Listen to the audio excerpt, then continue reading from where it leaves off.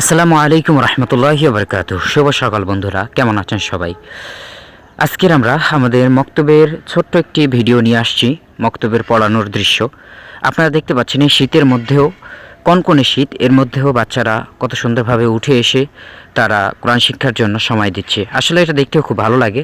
শীতের সময় তারা ঘুমিয়ে থাকতেও পারতো, কিন্তু কোরআনের প্রতি টান তাদের এই ছোটোবেলাকেই আকৃষ্ট করেছে। এবং তাদের পরিবারের যে সদস্যরা আছে তারাও কোরআনের প্রতি মহব্বত থাকার কারণেই আসলে তার বাচ্চাকে কোরআনের শিক্ষায় শিক্ষিত করতে চাচ্ছে। এটা খুবই চমৎকার একটা দৃশ্য। এটা সকালবেলা একদম ফজরের সময়। আপনারা জানেন যে এখন খুবই প্রচণ্ড ঠান্ডা। এই ঠান্ডার মধ্যে মাশাআল্লাহ আমাদের মক্তবের শিক্ষার্থীরা কম হয় না, কিন্তু আজকের কেন যেন শিক্ষার্থীরা আজকের একটু কম আছে, উপস্থিত সংখ্যা আজকের কম। তো যাই হোক, সমস্যা নাই, আল্লাহর কাছে শুকরিয়া আদায় করছি যে ওরা আসতেছে।